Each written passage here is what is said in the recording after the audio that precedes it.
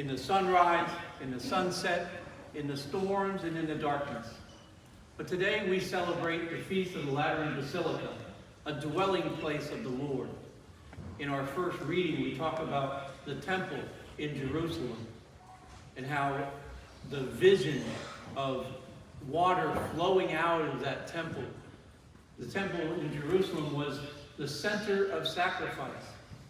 In the gospel, Jesus recalls that it's about to be Passover. Every Jew in the area was called to come to the temple to sacrifice for the Lord and come together in community. So too is the Lateran Basilica, a place for all Christians and everyone to come. It is a beautiful monument to the Lord and a sacred space. If you've never been, I haven't been either, but go on the web. There are some beautiful pictures of it. It's a magnificent church filled with beauty and awe. Beauty and awe is something that should be used for us to increase our faith, and it is a prime method of evangelization. Bishop Barron uses beauty all the time, in the beauty of creation, to talk about how beautiful our faith is and how good God's love is. The temple in Jerusalem, built of stone, we hear that it took 45 years to build it. With that temple came a firm foundation. The same with the basilica. It took years, decades to build, and was renovated several times. Jesus became the temple. When he said, "Tear it down, I will rebuild it in 3 days."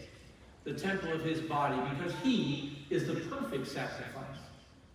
No longer were we sacrificing doves and sheep and oxen and all the things that come with it. He was the perfect sacrifice.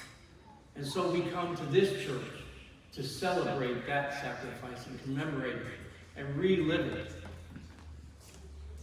In the sacrament of the Mass, we want to make sure that we keep that awe and remember the beauty that is the love of God. In the second reading, we hear that we too are temples. And so we take in that love. We are fed by the Eucharist and by the Word when we come to Mass. And so we're able to go forth and share that love with others and become that sacrifice. So we have this magnificent building, and I will tell you that the Basilica is a sacred space. The temple was a sacred space. There were certain areas of both of those that were reserved for the high priests. In the temple, everyone was invited to come to the temple. However, the Gentiles and the non-believers had to stay in the outer areas. In the Basilica, we are all invited to come in. However, the Feast of the Eucharist is for Catholics in good standing. The high altar at the Basilica is for the Pope only. So there are limits to the invitation. In the temple of Jesus Christ, we are all invited. I recall to the kids over in Religious Ed this morning, remember the visit of the Samaritan woman, where Jesus invited her, a sinner, and a Samaritan, a Gentile, to be with him. In the gospel last week, we heard that God gave Jesus the mission, "Do not lose anyone that I have sent to you."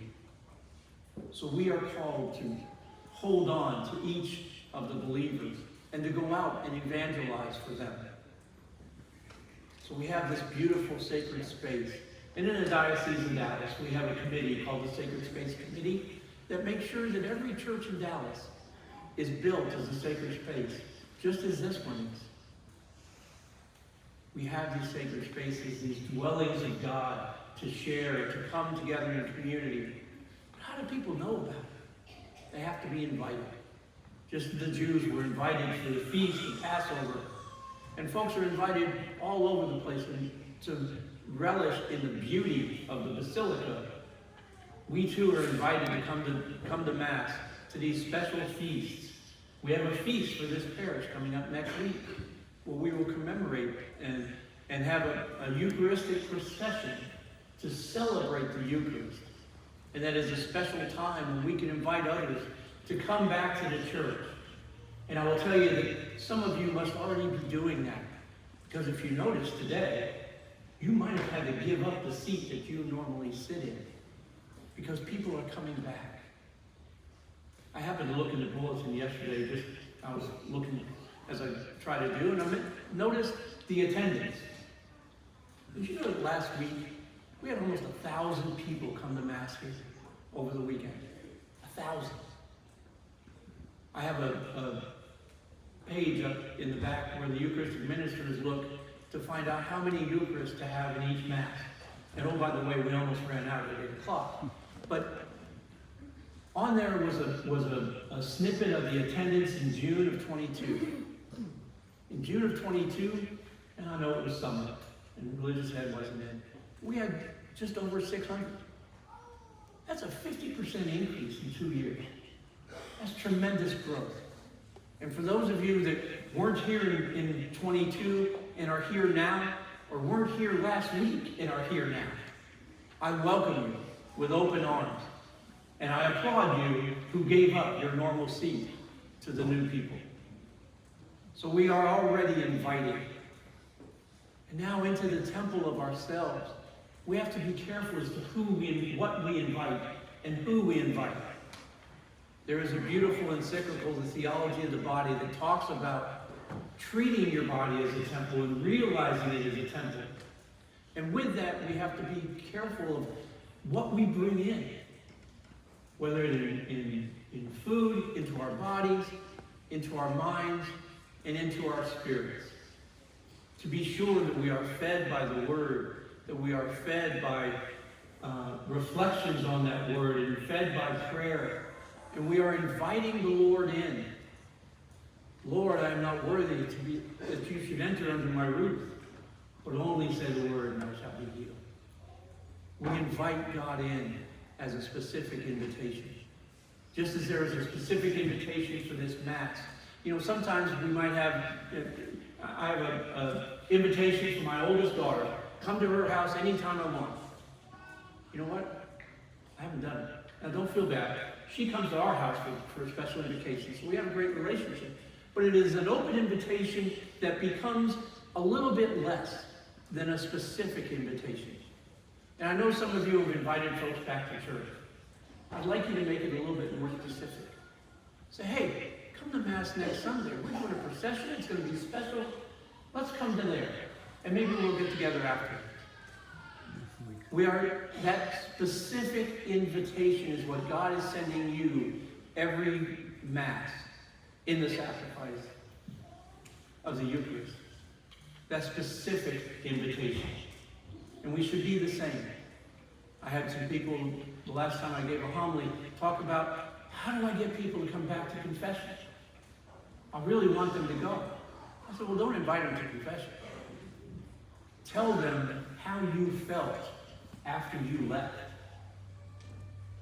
Give them a taste of the peace and closeness to God that you felt when you left the confession. That is their invitation to share. And that will bring them into a further relationship with God.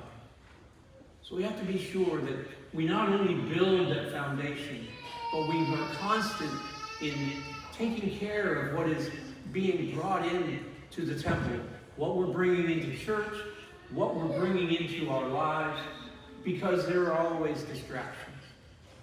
In the temple and the gospel today, we heard about the distractions of the merchants. Christ is not anti-commerce. He's against distractions from the sacrifice and the prayer and the reverence of the temple.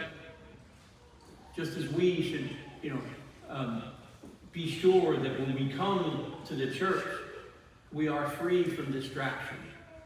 Those of us in the crew that is celebrating the Mass, we always get together before Mass, including the ushers and the altar servers and priests and myself. We ask the Holy Spirit to come down and keep from our minds all distracting thoughts, so that we may serve you worthily and well. We are not immune to distraction, and I know you are not either. We all have our phones, we have all kinds of things that can distract us from what we know should be the temple of glory.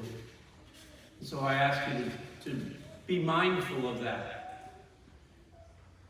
We have a beautiful temple. We have a beautiful faith.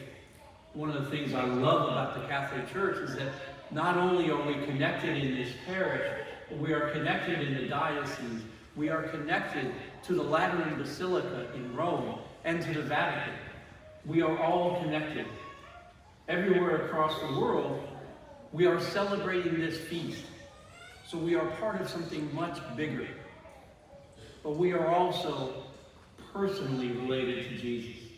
And that is the most important part of being our temple.